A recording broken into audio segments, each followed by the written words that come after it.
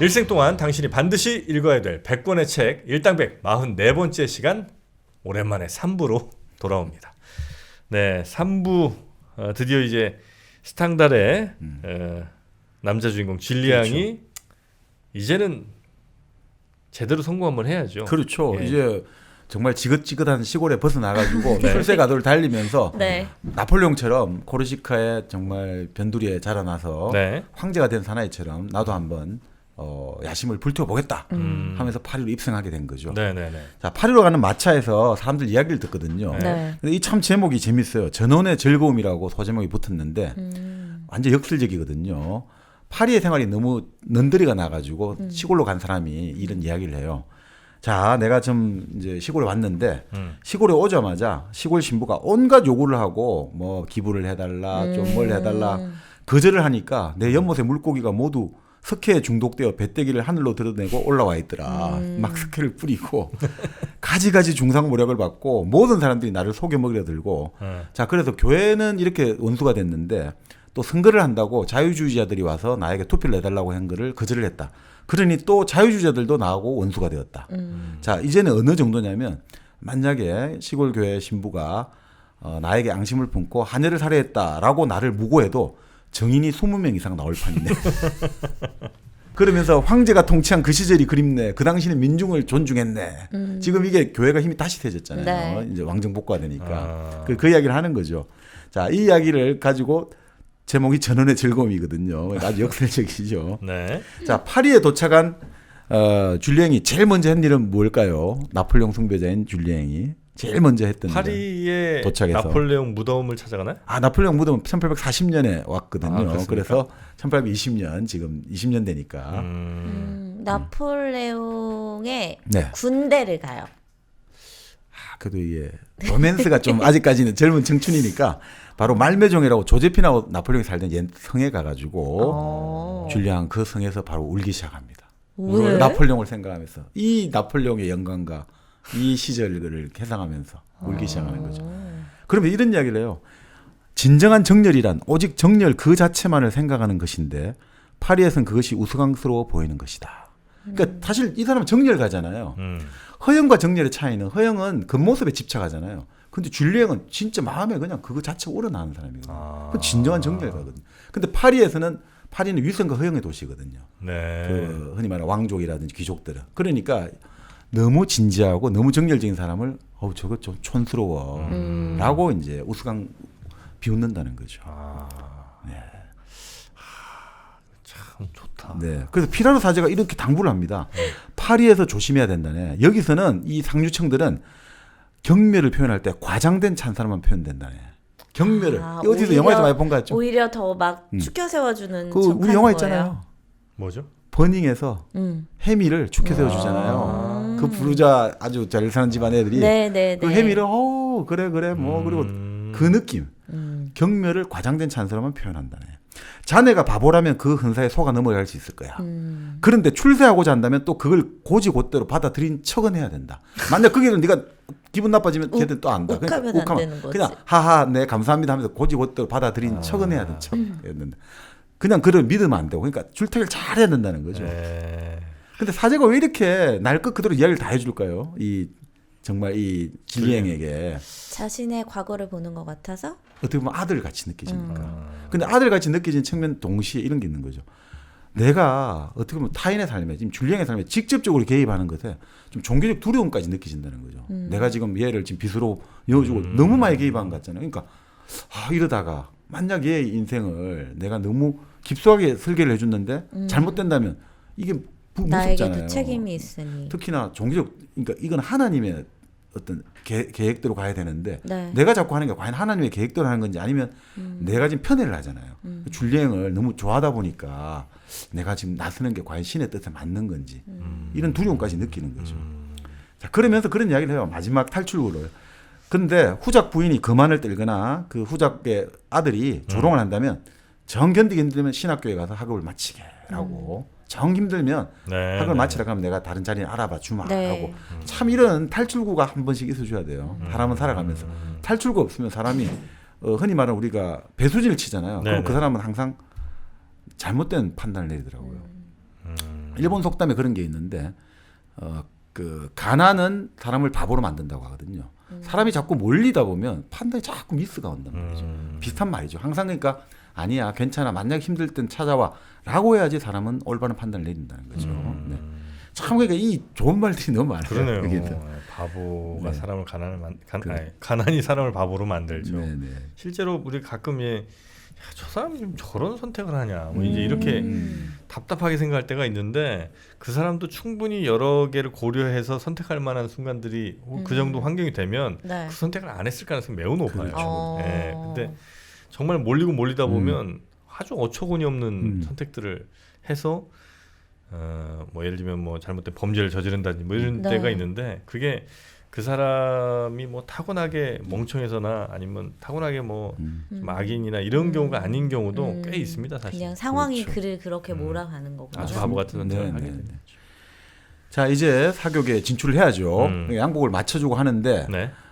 촌놈이잖아요 질생이. 네. 네. 양복점에 맞추러 가서 어떤 신사가 나와가지고 환영을 하니까 갑자기 귀족을 만나듯이 깊숙이 허리를 숙여 인사를 하거든요. 그래서 사람들이 막 비웃어요. 저 사람은 양복 재단사야. 그 재단사도 옷을 너무 잘 입으니까 자기가 귀족인 줄 알고 비웃음을 샀죠. 네. 그런 다음에 자유시간 이제 생겨가지고 어디를 갔냐면 베르라세즈 묘지에 갔대요. 이 묘지가 또 유명한가 봐요. 무슨 묘지예요? 베르라세즈라고 나오는데 베르라세즈 해가지고 이 묘지에 그 유명한 오스카 와일드 행복한 왕자. 네네. 그리고 짐 모리슨 그 유명한 그 가수였잖아요. 네. 승스러운 3J 해가지고 뭐 짐 모리슨도 짐 모리슨요? 네. 그 현대. 네. 아 그러니까 나중에 이 예, 무덤에 예, 묻혔다는 다 거죠. 있다는 거죠. 아, 네네. 그러니까 거기에 좀 많이 있을 거예요. 지금 여러 사람이 많이 묻혀 있는데. 근데 거기에 누가 있었냐니까 왜 갔냐면 그 바로 나폴레옹을 끝까지 따라다니다가 나폴레옹이 그 뭡니까 백일천하 할 때 나폴레옹 편에 섰다가 결국 총살 당한 사람이 있거든요.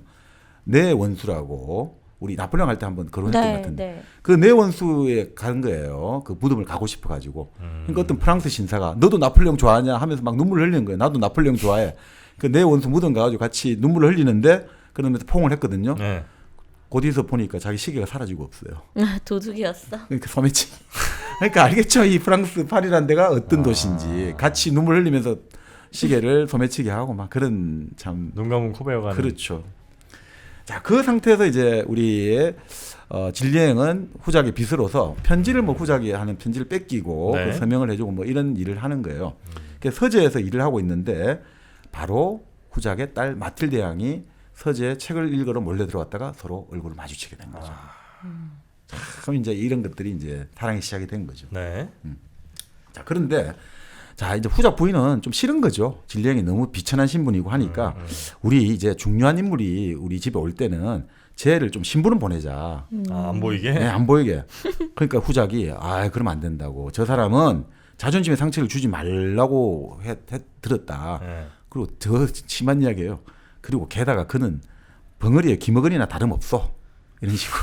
뭐 걔가 지금 무슨 말을 하고 사람도 모르고 아무 상관없어. 걔 앞에서는 아무 이야기도 돼. 이런 식으로. 네. 정말 더 모욕적인 것 같습니다. 네.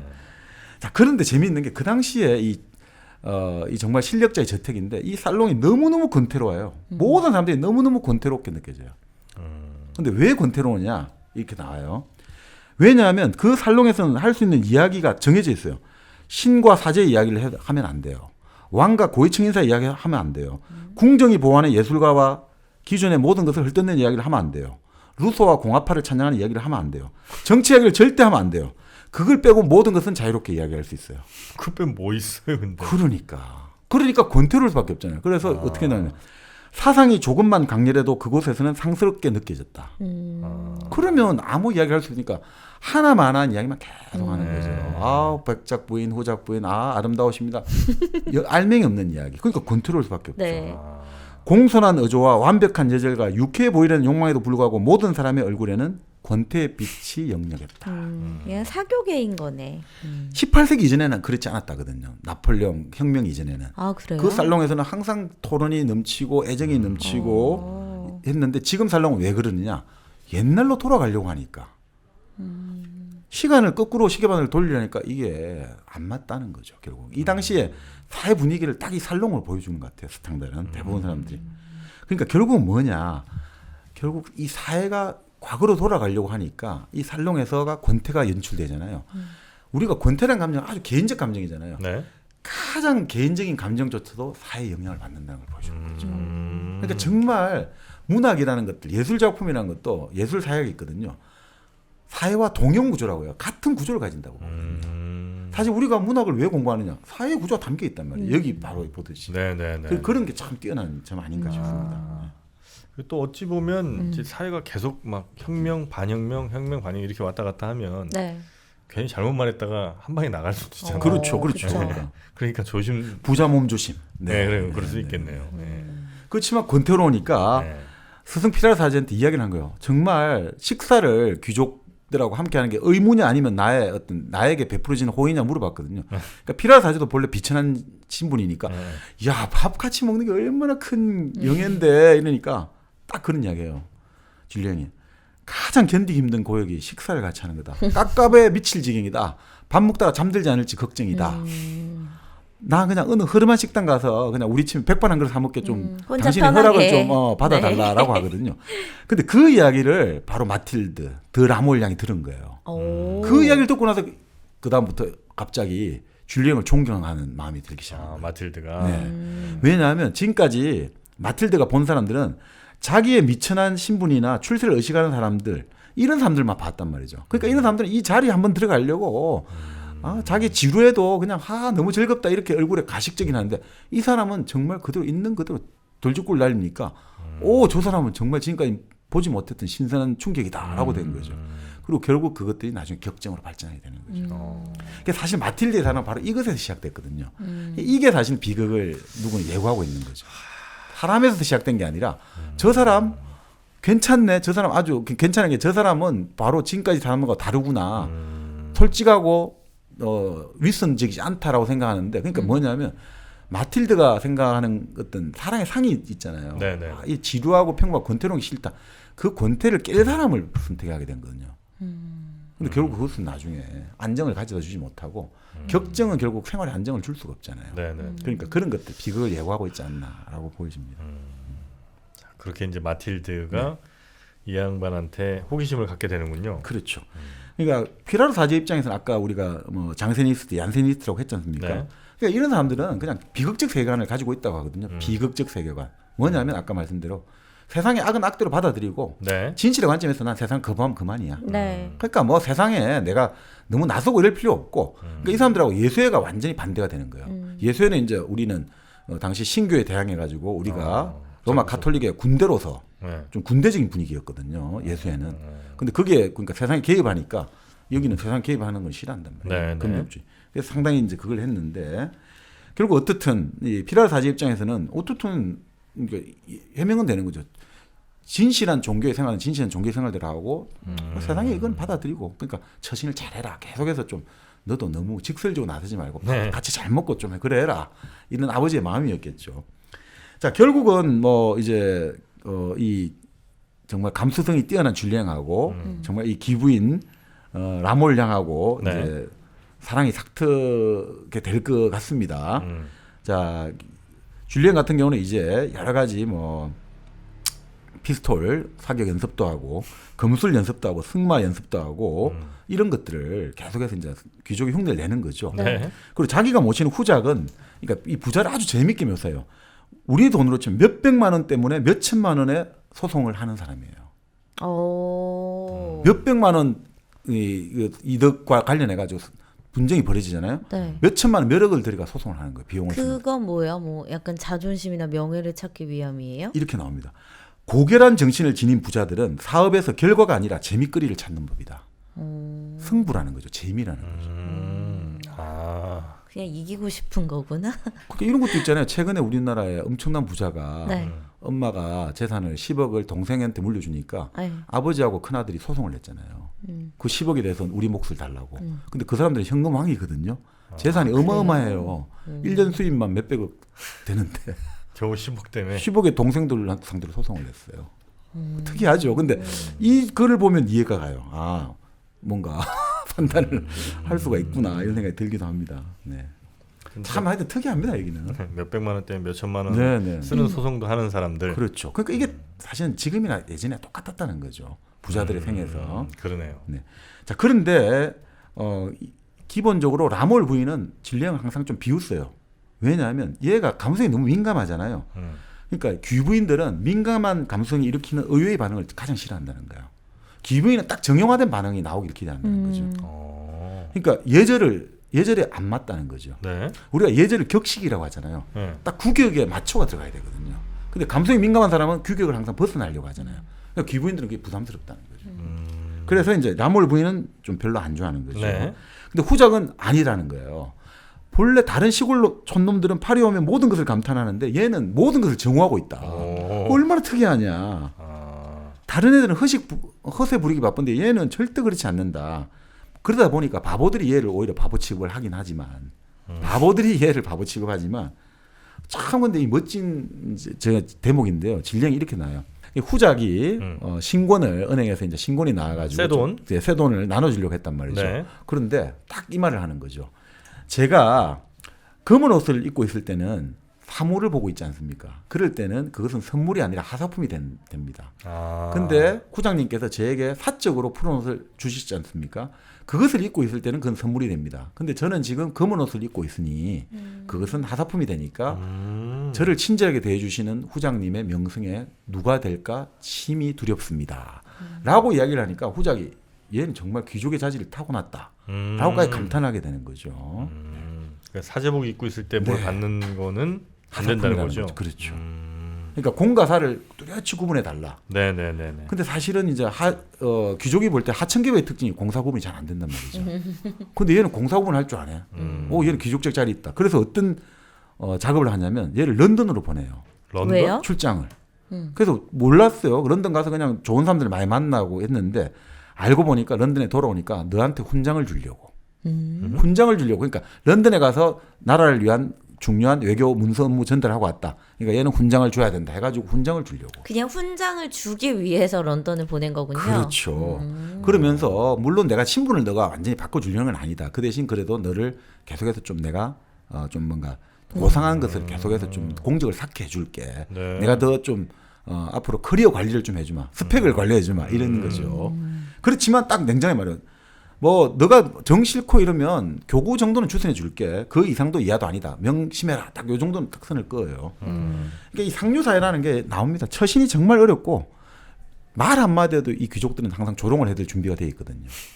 정말 그렇단 말이죠. 그러니까 그러다 보니 자꾸 맥 빠지고 지루해지고 왜냐하면 서로 말 한마디 잘못하면 그걸 갖고 벌떼처럼 달려드니까 맥 빠지고 지루해지니까 대표적인 바로 그 귀족의 처녀 마틸드가 이게 너무 싫은 거예요. 이 마틸드는 이런 이야기를 해요. 운명은 나에게 명성과 재산과 젊음을 주지 않았던가 행복을 빼고는 모든 것을 주었구나. 그만하면 대체 뭐 행복까지 가지려고 해. 마틸드는 다른 여인들과 달리 다른 파리의 모든 여인들은 허식 덩어리인데 마틸드는 허식이 아닌 거죠. 네. 정열을 가지고 있는 거죠. 마틸드도. 그러니까 이 마틸드는 막 이 지금 이제 진리형하고 이야기하다 보니까 진리형의 폭풍 논법이 너무 마음에 드는 거예요. 폭풍이 몰아치듯이 막 말을 이어 나가니까 네. 그게 너무 이게 가슴에 와닿고 이 거만하고 거침없는 태도의 마틸드하고 너무 딱 맞아떨어지는 거죠. 그래서 마틸드가 이런 생각이 드는 거죠. 예전에 그 조상들 모두들 자기가 획득하고자 갈구하는 것을 위해 자기 편의 승리를 위해 막 목숨을 걸고 싸우고 그냥 비겁하게 훈장 하나 타내고 이기심 이런 거 아니라 정말 모든 것을 한번 걸고 이런 시대가 나는 그리운데 왜 지금은 다 좀팽이처럼 이렇게 돼버렸냐. 그런데 줄리앙을 보니까 저 사람은 모든 것을 거는 사람이다 라고 생각하는 거죠. 마틸드가 4월 30일만 되면 상복을 입거든요. 밥 먹는 왜요? 자리에. 왜냐하면 자기의 조상, 자기 조상이 이제 보니파스 드 라몰이라는 사람이 있어요. 네. 이 보니파스 드 라몰이 어떤 사람이냐면 우리 여왕 마고 알죠? 네. 네. 여왕 마고가 본래 이제 구교도와 신교도 결혼을 했는데 막 학살이 벌어지고 난리가 나잖아요. 네. 바로 그 자기 조상 보니파스 드 라몰이 여왕 마고 마르그리트 왕비의 애인이자 또 그 왕비의 왕 앙리 4세의 친구였거든요. 그러니까 친구 부인하고 또 애인이고 좀 복잡해지는데 그 하여튼 그 왕비의 애정을 받고 또 왕하고도 친구 사이였는데 이 보니파스 드 라몰이 어떻게 됐냐면 바로 그 와중에 네. 앙리 4세도 공경에 처하게 된단 말이죠. 네. 본래 앙리 4세가 신교도였는데 이제 구교도인 그 카트린 드 메디치의 딸 그 마르그리트하고 결혼을 했는데 갑자기 이제 구교도가 신교도를 습격하고 해가지고 큰 학살이 벌어지잖아요. 바르톨로메오 대학살이라고 하는데 네. 그 와중에서 왕하고 자기 친구들이 잡혀 있으니까 구하려다가 붙잡힌 거예요. 그 사형이 이제 됐는데 그 목이 잘렸을 거 아닙니까? 네. 그 잘린 목을 그 왕비가 딱 받아가지고 그 목을 딱 들고 교회 무덤에 묻어준 거예요. 정말 이렇게 정말 아름다운 사랑에 그러니까 정말 용기 있고 아름다운 네. 이 사랑을 너무 좋아하는 거예요. 환상에 갖고 있죠. 네. 그러니까 사람을 좋아하는 게 아니라 이 사건을 좋아하는 거죠. 이 구도를. 그래서 4월 30일만 되면 자기 조상 할아버지를 기리기 위해서 상복을 입는 거죠. 그런데 문제는 진리에게 이 이야기를 들었잖아요. 네. 아, 왜 저 검은 상복을 입은 이야기를 듣고 나서 갑자기 진리형이 엄청난 비탄감을 가지게 됩니다. 비탄감을? 네. 진리형 자존심 강하다 했잖아요. 네. 저들은 얼마나 유리한 조건을 가졌는가. 저들은 선조의 역사만으로도 이 비속한 감정을 초월해버리지 않았는가. 우리가 그렇잖아요. 우리 집안이 어떤 집안인데 이것만 가지고 있으면 자존심을 가질 수도 있잖아요. 우리가 독립운동을 했다라든지 우리 네네네네네. 집안이 대대로 영의정을 했다든지 이것만 가지고도 그래 내가 지금 삶이 좀 힘들어도 견딜 수 있단 말이죠. 거기에다가 저 사람들은 노상 먹고 살 걱정을 할 필요도 없지 않는가. 이런 여러 가지 마음이 막 착잡하게 되는 거죠. 그러니까 네. 저 마틸드는 저렇게 당당하고 저렇게 거만하고 저렇게 거침이 없구나. 자기 과거라든지 지금 현재에 대해서 아무런 구애가 없기 때문에. 근데 나는 지금 당장 누군가의 빚으로서 급여를 받아가면서 일을 해야 되고 나의 집안은 아무것도 없고 아버지 형은 툭하면 나를 두들겨 패기나 하고 참 그러니까 여러 가지 대비가 되는 거죠. 네. 자 어떻든 이렇게 하면서 마틸드는 강렬한 정열, 영웅적 감정만을 사랑이라고 부르는 여자예요. 그러니까 예전에 우리 첫사랑의 지나이다처럼 네. 나를 정복한 사람만이 나의 사랑이 상대가 될 수 있다. 네. 이런 거죠. 자 그래서 이 여자는 진량을 사랑하기로 결심한 거예요. 결심을 해요. 네, 결심을 하는 거예요. 그때부터 권태가 사라지니까. 맞잖아요. 매일같이 진짜 정열의 몸부림을 치게 되니까. 그리고 위험하잖아요. 더 즐거운 거죠. 그렇잖아요. 이 비천한 신분에 아버지의 비서라는 이 비천한 신분하고 뭔가 내가 좋아한다니까 이게 너무 자기를 뜨겁게 만들어주는 거죠. 그런데 이제 결국 이 뭔가 진리형을 둘러싸고 서로 감정은 농익어 가는데 뭔가 안 좋아져요. 사람들이 눈치를 채고. 그래서 이제 진리형이 파리를 떠나려고 해요. 네. 근데 이 여자가 떠나지 말고 핑계를 찾아내라라고 이제 말을 하거든요. 네. 근데 진리형이 또 기분이 갑자기 상해요. 왜? 명령에 어조라는 거죠. 아, 그 마틸드의 핑계를 어조가? 찾아내요. 부탁으로 안 들리고 자기 명령으로 들린다는 거죠. 근데 이거 재밌는 말 나요. 그 루이 15세가 있잖아요. 루이 이제 16세 아버지겠죠. 네. 죽기 직전에 그 의사가 이제 무심코 이 말을 한 거죠. 뭘 해야 됩니다라고 말했거든요. 그 죽기 1분 전에도 역정을 했다잖아요. 약간 명령받는 것 너가 같아서. 뭔데? 아니 그러니까 그렇다는 거. 그러니까 결국 기본적으로 귀족들은 그냥 이 명령조가 입에 익어 있다는 거죠. 밑에 사람들에게. 그러니까 그게 자기의 어떤 신분을 알려주는 환기해주니까 기분이 나빴던 거죠. 그렇지만 결국 마틸드가 정말 당신을 사모하고 뭐 당신 없으면 살 수 없어 편지를 보내니까 이제 승리감에 도취된 거죠. 이야 결국 내가 이겼다. 내가 먼저 좋아한다 말 안 했는데 사랑한 건 아니네요. 어쨌든. 여기 사랑이 아니고 오로지 뭐라고 해요? 승부. 그죠? 일종의 승부의 연속인 거죠. 그 전에 그 유부녀도 그랬고. 그렇죠. 그런 느낌이죠. 그런데 문제는 그러니까 너무 도취가 되어버렸어요. 이 여자 내를 좋아한다고. 그래서 자기도 좋아한다 말하니까 마틸다가 냉정해지는 거예요. 그러니까 귀인은 냉정하다고 하잖아요. 기본적으로 귀한 사람들은 감정을 그렇게 별로 소모를 많이 안 해요. 좋아한다 말했다가 또 조금 이 사람 좋아한다 싶으면 갑자기 딱 냉정해진단 말이죠. 자, 그러니까 결국 끊임없는 이제 사랑의 줄다리가 벌어지는 거죠. 그래서 이제 나중에 진리행이 알게 되는 거죠. 아, 내 감정을 억제를 해야 되구나. 이 여자를 내가 결국 사랑하게 내 무릎 밑에 꿇게 만들려면 끊임없이 이 여자를 나를 뭔가 두렵게 만들어야 되구나. 이 사람이 정말 나를 사랑할까 말까 두렵게 만들어야 되구나. 그래야지 이 여자는 나에게 복종하구나. 이걸 알게 되는 거죠. 그 참 뭐 여러 가지 그러니까 이 줄리앵이 여러 가지 그 편지를 처음 받고 너무 만족을 해가지고 결국 또 곤욕을 겪죠. 네. 마틸다한테. 근데 이런 이야기 나와요. 자신의 과실에 지나치게 민감한 것이 치명적인 약점이었다. 참 이게 바로 또 너무 이걸 신경 쓰는구나. 작은 실수를 하는 바람에 큰 승리를 거둔 걸 또 생각을 못 하는 거예요. 네. 그러니까 이게 사실은 귀족 계급이 아닌 사람들의 특징이에요.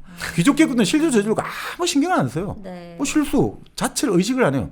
실수를 한다는 거는 너희들이 수습하라고 있는 거야. 실수는 너희들이 뒤수습하는 거지 내가 처리하는 게 아니야. 나는 저지르고 너희들은 수습해. 나는 어지르고 너희들 그게 귀족이거든요. 근데 보통의 사람들은 조금만 잘못해도 이거 어떡하지 막 민감하고. 그렇지. 그 실수를 또 다시는 하지 않으려 그러니까 노력하고. 그게 치명적인 약점인 거죠. 그러니까 귀족은 절대 실수에 대해서 근데 물론 남의 실수는 아주 가혹해요. 자기 실수에 관대해요. 귀족의 특징은 자기 실수는 관대하고 남의 실수는 가혹합니다. 네. 그게 타케의 줄리앵하고 대비가 됩니다. 우리 그런 거 보면 정민현은 귀족의 피야. 왜요? 저 남의 실수에 관대하지 않죠. 귀족의 피야, 귀족. 자, 마틸드가 근데 네. 대담한 편지를 보내요. 새벽 1시에 나의 방으로 사다리를 타고 올라와라. 마침 오늘 달 밝은 밤이 더 좋네요. 달 밝은 밤에 사람들 다 보는데 사다리 타고 올라오라는 거예요. 너 그 정도 용기 있어 이런 거죠. 그 줄리앵이 또 고민하는 거죠. 이거 업무 아닐까? 나를 망신 주려고. 그렇지만 그렇다고 안 가면 또 이거 자신을 얼마나 자책하겠습니까? 일생 동안 후회 감정이 나를 괴롭힐 거 아니에요. 근데 결국 그러니까 치밀하게 모든 생각을 다 해요. 나폴레옹이 그랬잖아요. 모든 시나리오, 시나리오를. 모든 상황을 다 설정하고 나서 그러니까 무슨 말을 물어도 바로 대답을 한다 했잖아요. 마찬가지로 질량도 혹시나 여기 들어간데 마틸드가 없고 마틸드 오빠가 있다면 무슨 말을 할 건가 다 고민을 다 한 거예요. 그리고 어떻게 동선을 짤 것인가 여기 했을 때 어떻게 장문을 피곤하죠. 피곤하게 산다 진짜. 귀족하고 살려면 할 수 없죠. 그런데 결국 보니까 마틸드가 완전히 열렬히 환장하면서 반말을 쓰기 시작해요. 마틸드가. 근데 그 말은 하대하는군요. 이제. 아니죠. 편한 대화를 한다는 그렇죠. 거죠. 이제 내가 몸과 마음을 허락하겠다는 소리죠. 그래요. 지금까지는 항상 존중해야 되잖아요. 서로 막 명령도 존중처로 하는데 이제는 너는 나의 특별한 사람이야. 이런 거겠죠. 허물없는 이제 분위기를 조성하는 거죠. 그래서 결국 어떻게 됐냐면 이야기 도중에 이제 또 그러니까 줄리앵이 또 기분이 또 좋아지잖아요. 그러니까 또 마틸드는 또 기분이 또 상해요. 지가 왜 내 주인이라 된 것처럼 행세하지? 참 힘들어요, 그죠? 그래서 오랜 망설임 끝에 둘은 결국 애인이 되었습니다. 그리고 이렇게 실갱이를 하다가 네. 이렇게 나와요. 정열적인 사랑은 그들에게 현실이라기보다는 모방의 대상이었다. 그러니까 이 둘은 다 모방하는 거예요. 남자는 이래야 돼, 여자는 이래야 돼, 격정적 사랑은 이래야 돼. 이렇게 둘이 좋고 이런 게 아니고 가만히 보면 웃기는 거 아닙니까? 마틸드는 이런 새로운 느낌의 그렇죠. 사람하고 한번 해보는 그 상상이 그렇죠. 이제 현실이 되는 거고 그렇죠. 이 진리양은 그 아주 그 어마어마하게 부자인 사람 내보다 훨씬 위에 있는 계급의 사람과 만나는 그 판타지가 또 역시 그렇죠. 판타지끼리 만나는 그렇죠. 거네요. 예. 자 그러다 보니까 또 조금이라도 좋아한다는 마음을 드러내면 또 여자는 경멸하고. 그러니까 이게 너무 힘든 거예요, 진리양이. 그래서 그런 이야기는 권력 있는 부유한 연의 변덕을 어찌 감당하리요, 진짜. 얼마나 변덕스럽습니까? 자 그래서 결국 출장을 떠나게 되는데 이 스트라스부르에서 런던에서 만나는 어떤 귀족을 만나게 되거든요. 그래서 이 귀족이 여인 공략하는 테크닉을 전수해 주는 거예요. 테크닉을 뭐냐면 그 사람이 기대하는 바와 반대로 행동하라. 그 사람을 네가 좋아하는 사람을 매일 만나되 동시에 다른 여자에게 접근을 해라 이거죠. 그 여자하고 있는 자리에서 그 여자를 매일 만나되 다른 여자에게 추근득대라 이거죠. 근데 너무 노골적으로 추근득대지 말고 우아하게 좀 그 여자하고 계속 대화를 나누어라 이거죠. 그러니까 열렬한 사랑의 표시 내지 말고 난 너보다는 이 여자한테 좀 관심이 있어 이런 식으로 그러니까 질투 유발 전략을 쓰라 이거죠. 그리고 그 여자한테는 매일 편지를 보내라. 그 이제 질투를 유발하는 대상에 된 여자에게. 그러면서 그 연애 편지 사본을 줘요. 이 편지 그냥 그대로 뺏겨 쓰면 된다. 그 장소하고 그런 거 있잖아요. 이름만 그 바꿔 편지를 쓰는 거. 마틸드한테 보내라는 거예요? 아니죠. 그러니까 그 지금 상대 이제 그래서 상대 타깃은 페르바크 원수의 부인을 타깃으로 잡았어요. 네. 이 페르바크 원수의 부인은 미망인인데 페르바크 원수는 죽고 자기 혼자 있는데 양말 장사의 딸이거든요. 그러니까 이 사람은 억수로 자기 친정에 대한 출신에 대한 열등감이 있기 때문에 오히려 더 귀족 흉내를 내려고 해요. 네. 자 그래서 이 사람은 뭐 하여튼 줄리앵이 열렬한 찬미자 역할을 하는 거죠. 아 부인 하면서 성모 마리아를 숭배하듯이. 자 그러니까 부인도 이제 관심이 좀 가져질 거 아니에요. 근데 이 부인이 정말 재밌어요. 답장을 해야 되는데 자기가 이 그 남자 줄리앵의 그 저속한 주소를 자기 손으로 쓸 수가 없다 이거죠. 줄리앵 보고 너가 너 주소를 쓴 봉투를 나한테 가지고 와 이래. 그게 뭐 귀족이니까. 네. 그래서 줄리앵이 한마디 하죠. 속으로. 이거야말로 애인이 된 종놈이구나. 마당새구나. 마님에게 간 마당새구나. 네. 네. 그래서 결국 이렇게 되다 보니까 마틸드가 어떻게 되겠습니까? 결국 용서해 주세요, 사랑해 주세요 하면서 무릎을 결국 꿇게 되는 거예요. 그러면서 이제는 진짜 알게 된 거죠. 이 여자한테는 계속 두려움을 줘야 돼 하면서 재밌는 말이 나요. 마치 호랑이와 사는 것과 같다. 자, 호랑이를 길러가지고 참 다정하게 지낸단 말이죠. 그렇지만 항상 테이블 위에는 탄화를 장전한 권총을 놓아둬야 되는 거죠. 호랑이하고 잘 지내려면. 언제 또 얘 나를 상처 줄지 모르니까. 자, 그런 다음에 임신이 된 거예요. 누가? 마틸드가 계속 만났는데 그러면. 그리고 아버지에게 편지를 당당히 쓰는 거죠. 왜냐면 마틸드 이제 환상에 잡혀 있는 거예요. 나는 이제 완전히 하층 계급. 빠졌어요. 네, 이제 나는 이 전 파리가 나를 숭배해 줄 거야. 약간 그죠. 관심병 환자일 수 있죠. 그래서 아버지 편지에는 나는 내가 먼저 꼬셨다 이 사람은. 그리고 아버지 마음에 안 들면 그냥 우리는 부장송에 가가지고 밑바닥에서 시작하겠다. 그리고 혁명이 나면 이 사람이 1급의 지도자가 될 거야. 나는 내가 선택한 남자는 최고 혁명가 된다. 네. 혼자 완전 한상에 잡혀 있는 거죠. 참 아버지가 얼마나 노발대발하겠습니까? 그렇지만 아버지가 항상 먼저 부르는 거는 딸이 아니라 남자를 부르죠. 질량을 불러서. 그런 다음에 야이 짐승 같은 놈아. 그럼 질량이 이 모욕을 당하고 그러니까 저걸 죽여주십시오. 하인을 시켜 저를 죽여가지고 그냥 어디 묻어버려라. 그러니까 마틸드가 그 사람이 죽으면 나도 따라 죽을 거예요. 결국 어떻게 하겠습니까? 신분 세탁해주고 영지도 마련해주고 결혼도 시켜요? 그러니까 결혼시켜주려고 하니까 영지도 마련해주고 또 이제 군인을 해줘야 되잖아요. 그렇게 원했던 기병 중위 사령관 사령장 딱 주는 거예요. 진짜 그 사랑과의 야망이랑 비슷하네. 네. 결국 이거 알잖아요.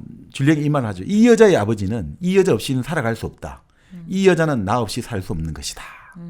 그러니까 자기가 결국은 승리했고 정말 나는 이제 필생의 야심을 앞으로 이루고 앞으로 태어날 아들을 통해 갖고 나는 이제 완전히 그러니까 아들이 태어난다고 무조건 확신하는 거야. 그러나 이제 최고의 순간에 항상 거예요. 비극은 딱 좋아야 되죠.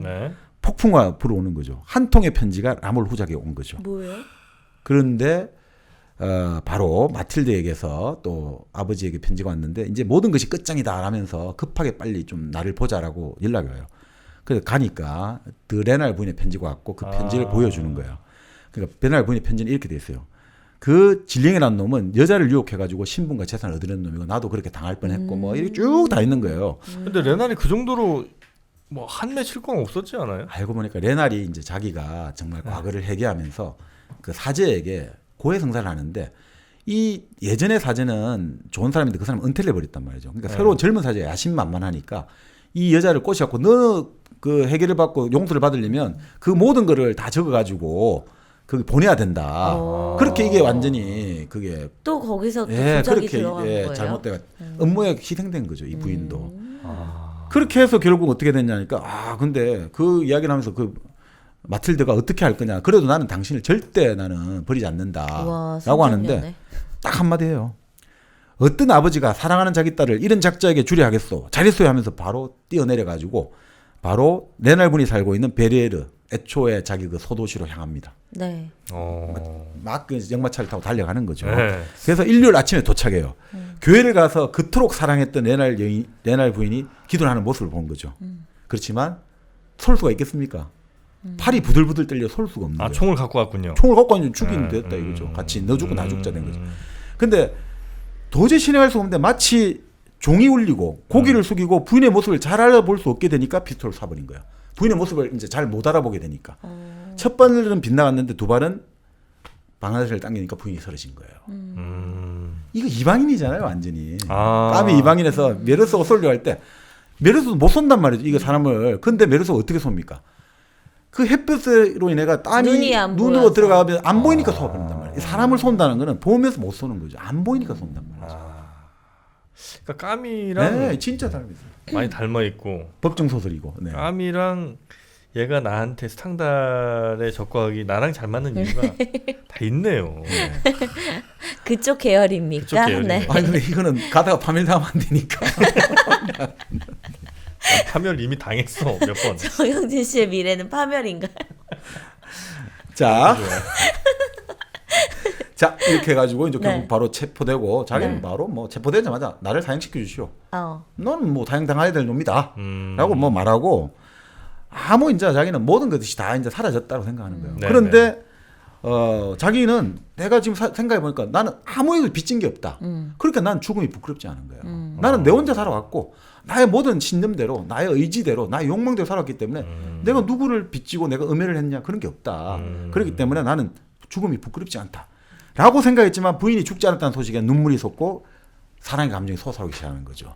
결국은 줄리앵은 이 마지막 순간에 개종을 하는 거죠. 어떻게 보면 이 종교의 개종이 아니라 사랑의 마음이 결국 뭐 솟아오르는 누구 거죠. 레나 부인을 사랑했던 살아있다는 거예요? 이야기를 듣고 그렇죠. 그 감정이 결국은 그렇게 자기가 억눌려 했지만 결국 자기가 정말 사랑했던 건 레나의 부인이었구나라고 되는 거죠.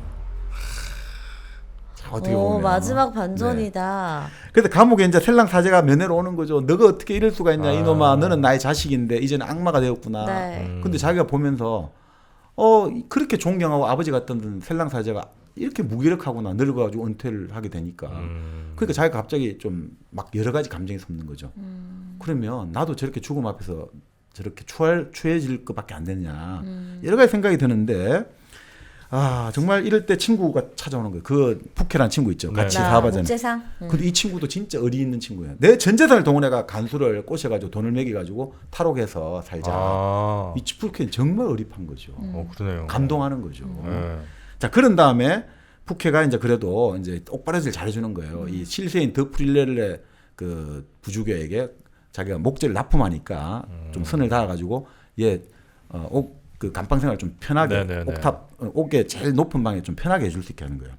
자 이제 우리는 누가 왔느냐? 이제 라몰 양이 또 의리의 여인이잖아요. 면회로 오는 거죠. 변장을 하고. 네. 여기도 그러니까 뭐 그 이제 더 이상 직진 경영이에요. 더 이상 직진 경영. 내가 한번 선택한 사람이기 때문에 후회가 없어요. 그러면서 여기 자꾸 진령이 설득을 하거든요. 자, 애는 낳고 그리고 나서 더 크루아즈누아의 부인 공작 그 후보하고 결혼해가 공작 부인이 되어라 당신은. 애는 적당히 키우고 이 진령의 마음속에는 애는 레날 분이 잘 키워줄 거야라고 생각해요. 이게 웃기는 거죠. 왜냐하면 당신은 어차피 귀족이 진짜 대귀족의 딸이기 때문에 결국 이 사건을 결국 15년 후에 다 새까맣게 잊어버릴 거다. 자식도 생각 안 날 거다. 그러니까 너 말고 내 아들은 드레날 분이 정말 잘 키워줄 거다라고 생각하는 거죠. 자 그러면서 그 이야기를 하는데 하여튼 마틸드는 어떻든 구해내기 위해서 그 주교에 접근해가지고 너 협조 좀 해주면 당신을 주교 자리로 내가 아까 말한 더 페르바크 원수부인이 내 친구니까 내가 잘해주마. 이렇게 저렇게 다 하는 거죠. 그러니까 계속해서 뭐 진짜 밖에서 일종의 사법 로비를 계속 하는 거죠. 네. 그런데 마틸드 같은 경우는 이런 것 같아요. 그러니까 결국 구명운동하는 이유가 사랑하는 것도 있겠지만 결국 그 정체는 자신의 모든 자존심을 압도하는 자랑스러운 어떤 감정에 도취되어 있는 거죠. 내가 지금 이 사형수를 내가 지금 이 사랑을 하고 있어. 나는 전 파리 사람들이 나를 우러러 볼 거야. 그 순간까지도. 네, 그러니까 이런 생각도 해요. 그냥 내가 오히려 국왕의 마차 앞에 내 온몸이 갈갈이 부서질지 모르지만 달려가가지고 제발 우리 애인 진리형을 살려주세요. 이렇게 막 그런 생각까지 하는 거예요. 그만큼 자기를 완전히 뭐 이런 평판은 만큼 더 좋은 평판이 어디 있냐고 보는 거예요. 좀 신기하지 않습니까? 네. 그러니까 결국 이런 거죠. 헌신적인 사랑의 이미지를 사랑하는 거죠. 그래서 참 뭐 그런 것 같은데 문제는 진리형은 갈수록 레날 부인을 연모하는 마음만 커지는 거예요. 참 신기한 거죠. 이게 참 묘한데. 근데 레날 부인은 이제 남편이라든지 그 사제가 이제 상처는 좀 나았는데 네네네. 절대 가면 안 된다고 하죠. 그렇겠죠. 그렇죠. 근데 그래도 몰래 그 배심원들에게 전부 사면을 탄하는 편지를 보내요. 내가 정말 이 사람은 정말 오해고 내가 잘못한 거다. 내가 이 잘못 편지를 써서 보낸 거다. 어떻든 재판이 시작되는 거예요. 방청권이 불티가 나고 사람들이 그냥 온 여관 호텔이 다 완전 만원 사이가 되는 거죠. 이게 최고의 어떤 지금 최고의 드라마가 막장 되니까. 스토리. 네. 근데 진리형은 문제는 대충 이제 배심원도 꽂혀놓고 다 했단 말이죠. 네. 진링만 잘하면 되는데. 똑같습니다. 메르스하고. 네. 이 전통이 있어요. 그 문학적인. 진리형이 바로 진술해서 사형을 요구하면서 자 지금 이 배심원들 당신들을 바라고 여기 하층계급 누가 있냐고 노동자가 전부 다 부르주아지들 자네들 밖에 돼 있냐 이러면서 이 사람들 감정을 완전히 막 건드린 거예요. 자극을 시킨 거예요. 그러니까 내가 지은 죄가 뭔지 아냐? 그것은 내가 귀족이나 부자가 되려고 했다는 것. 그것이 나의 죄가 아니냐? 막 현재 계급 투쟁을 선동한 연설하니까 이때는 바로 재판 내가 몇 시간 하고 바로 재판 판결이 나오더라고요. 네. 사형 선고가 내려지는 거예요. 그래서 막 마틸드도 항의하고 하지만 아니 걔가 그렇게 그 부자들 배심원들의 감정을 건드려놨는데 돌릴 수가 없다. 자 그러니까 이제 사형수가 되니까 감방도 바뀌어요. 지하 감방으로 가게 돼요. 그리고 이제 진리행은 난 상소 안 하겠다라고 하거든요. 예. 근데 레날 분이 면회를 와가지고 나는 내가 온 목적은 너 상소를 해라고 애원하러 왔다. 그런 이야기하면서 이제 또 둘이 한바탕 울고 웃고 하다가 그 드라몰량에 대해 이야기를 할 거 아니에요. 근데 네. 그 뭐 이야기하니까 진짜 진리행이 재밌는 이야기를 해요. 그녀는 제 아내입니다. 그러나 제 애인은 아닙니다. 그녀는 제 아내입니다. 내 아이를 갖고 있어. 근데 제 애인은 아닙니다. 내 애인은 당신이다 이거죠. 이게 뭡니까? 약간 동경하시는 거 아니죠? 아니, 아닙니다. 그래서 이런 이야기를 해요. 내가 사실은 당신에게 한 게 아니라 젊은 사제가 편지를 쓰게 했다. 그리고 내가 이제 감옥으로까지 만나러 오지 않았느냐. 이제 프랑슈공 때 지방 전체에서 영원히 화제거리가 되겠지만 난 당신을 위해서라면 어떤 비난과 모욕도 감수할 것이다. 정말 사랑의 힘은 위대합니다. 자, 그런데 아버지가 또 면회를 와요. 네. 근데 아버지라는 사람은 계속 힐책만 하는 거예요. 그러니까 아버지가 힐책하니까 자기도 눈물이 나거든요. 근데 그러면 이 아버지라는 사람이 또 이거를 갖고 동네방네 떠들 거 아니냐 싶으니까 이 입을 다물기 위해서 아버지 내 저축한 걸 다 드리겠다고 하거든요. 그러니까 아버지가 너무 좋아하는 거예요. 아이씨. 그러면 아버지가 그래 뭐 그래 어떻게 줄 거냐니까 저축 이걸 주고 형들한테는 1,000프랑씩 주고 그 두드릴 편 형들 주고 아버지가 주고 하니까 아버지가 그래 사실은 이것으로 모자라 내가 너한테 양육비 교육비 얼마나 들었는데 딱 하고 이제 그 생각은 안 하네 이런 걸로 끝나요. 그러면 줄리앙이 이 말 하죠. 이것이 부승회라는 거구나. 나의 치욕스러운 죽음으로 그의 아버지의 체면을 망침으로써 우리 부자 관계는 이제 갈 때까지 간 셈이구나라고 이제 끝내는 거죠. 근데 문제는 이 부장성 전체에서 줄리앙은 영웅이 돼버린 거예요. 젊은 여인들에게. 그 젊은 나이에 그 용모와 또 그 드라몰량의 그 장한 행동과 또 피해자 레날 분의 그 놀라운 우정 이러니까 젊은 여인들한테는 완전 영웅 그 자체가 된 거예요. 네. 그러니까 교회 사제들이 와갖고 당신 종교로 개종을 하면 어떻겠냐. 그럼 정말 종교적으로 큰 영향을 줄 것 같다. 근데 딱 한마디예요. 정말 멋있는 말이에요. 나 스스로 자신을 멸시한다면 내게 무엇이 남겠어. 나는 절대 그럴 수 없다. 내 스스로 내를 멸시하면 나한테 무엇이 남느냐 이거죠. 내 스스로 나의 과거를 분석하면 그 과거는 어디로 가서 사라질 것이냐. 그런 이야기를 하는 거죠. 멋있다 스탕달. 참 이거는 마지막 장면 한번 읽어주시면 아, 그럴까요? 좋을 것 같습니다. 예. 네, 제가 한번 좋은 장면 이거는 읽는 걸로 끝이에요. 네, 이건 진짜 한번 읽어보고 싶긴 하네요. 잘려나가려는 그 순간만큼 그 머리가 그렇게 시적인 적은 일찍이 없었다. 한때 베르지의 숲속에서 지냈던 가장 감미로운 순간들이 한꺼번에 그의 머릿속에 강렬하게 되살아나는 것이었다. 모든 것이 단순하고 자연스럽게 끝났으며 줄리앵은 아무런 가식 없이 최후를 마쳤다. 그 이틀 전 그는 푸케에게 이런 말을 했다. 흥분할지 어떨지 나도 장담할 수가 없네. 이 추하고 눅눅한 지하 감방 생활에 신혈이 올라 이따금 정신을 차릴 수 없을 때가 있거든. 그러나 공포는 아니야. 마지막 순간에도 나는 하얗게 공포에 질린 얼굴을 보이지는 않을 걸세. 마지막 날 아침에는 마틸드와 레날 부인을 다른 곳으로 데려가라고 그는 푸케에게 미리 부탁해 두었다.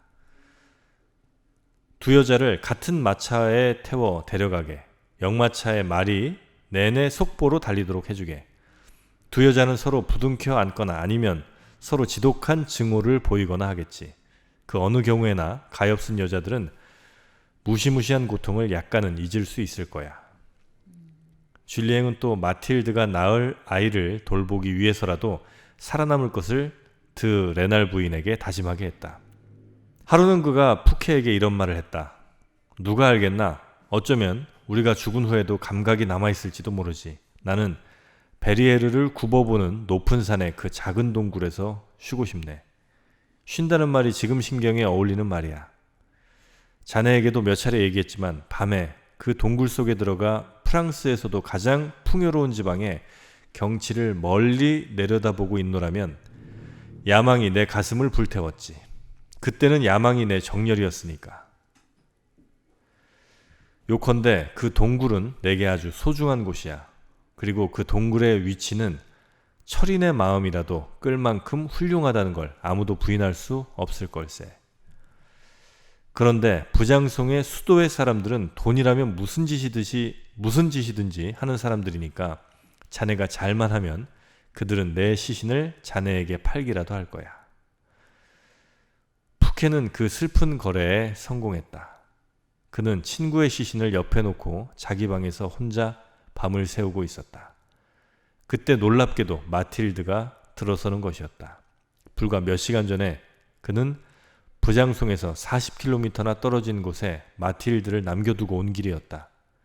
마틸드의 눈초리가 이리저리 헤매고 있었다. 그를 보고 싶어요. 그녀가 이렇게 말했다. 푸케는 말할 용기도 일어설 기력도 없었다. 그는 손가락으로 마루 위에 놓인 커다란 푸른 망토를 가리켜 보였다. 그 속에 줄리앵의 시신이 쌓여 있었다.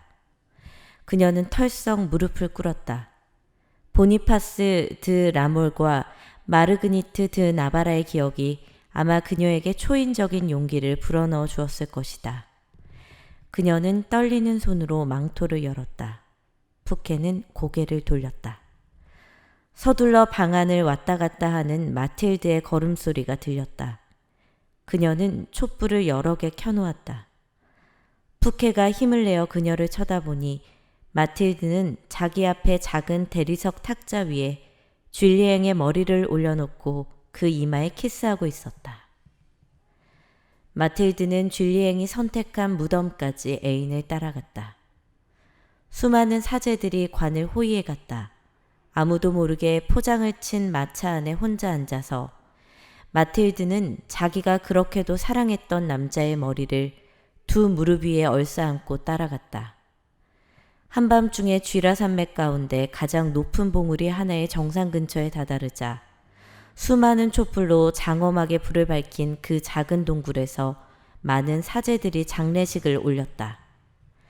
장례 행렬이 지나온 작은 산골 마을들의 주민 모두가 이 특이한 의식에 호기심이 끌려 행렬을 따라와 있었다. 마틸드는 기다란 상복을 입고 그들 가운데 나타나 장례식이 끝나자 그들에게 5프랑짜리 금화를 수천 잎이나 뿌려주었다. 마틸드는 푸케와 단둘이 남아 자기 손으로 애인의 머리를 묻어주고자 했다. 푸케는 가슴이 터질 듯한 괴로움으로 미칠 것만 같았다. 마틸드의 정성으로 그 야생 동굴은 이탈리아에서 막대한 비용을 들여 조각한 대리석으로 장식되었다. 드 레날 부인은 줄리앵과의 약속을 충실히 지켰다. 부인은 조금도 자신의 생명을 해치려 하지는 않았던 것이다. 그러나 줄리앵이 떠난 지 사흘 후 드 레날 부인은 자기 아이들을 포옹하면서 죽었다. 왜 죽은 거예요? 그러니까 결국 뭐 사랑의 그 상실감은 아닐까요? 이제 자살을 한 건 아니고 네네네. 결국은 그 잃었다는 그 비통감 그리고 그 사람의 비극을 결국 자기가 제공했다. 그 편지 한 통 이런 것들이 결부되어 있지 않을까 이런 생각이 좀 듭니다. 이렇게 해서 이제 소설이 마무리가 되는 거군요. 네. 마지막도 되게 여운 있게 끝나네요. 그렇죠. 그러니까 사실은 출세 정점까지 올려가려고 했는데 네. 그리고 정점에 막 올라선 순간 바로 급전직하해버리는 사실 이런 주제는 지금 현대성에 딱 맞잖아요. 그러네요. 현대도 여전히 이거는 가장 매력적인 주제고 아까 나폴레옹 이야기도 드렸습니다만 지금도 그런 자신의 어떤 가치와 능력을 가지고 이 세상에 내가 하고자 하는 어떤 욕망을 실현하고 싶은 사회 이게 이제 좋은 사회고 공정하고 정의로운 사회가 되겠죠. 그러니까 바로 줄리앵 소렐의 좌절은 지금도 그 사회가 그 당시 없었고 지금도 이 소설이 읽히는 이유는 지금도 그 사회가 아니라는 거죠. 오늘 뭐 이 적과 흑은 네. 다시 한번 그 커피를 또 생각나게 만드는 그런 책인 것 같습니다. 네. 뭔가 씁쓸하면서도 네. 깊은 여운을 남기는 바로 그 맛입니다. 또 놓칠 수가 없어요. 네. 또 이게 뭐 적절한 비유인지 모르겠습니다만 커피 체리가 빨간색입니다. 네. 그리고 그 안에 있는 커피빈을 구우면 검정색이 되죠. 네. 바로 적과 오, 흑입니다. 그렇네. 네. 오, 통찰력. 1kg 커피에 네. 커피와 함께 적과 흑 이 책 읽어보시면 참 좋겠다는 생각이 좀 들고요. 1kg 커피는 포털 사이트에서 1kg 커피 검색을 하셔도 괜찮고 아니면 1kg 커피 앱을 다운받으셔도 좋습니다. 네.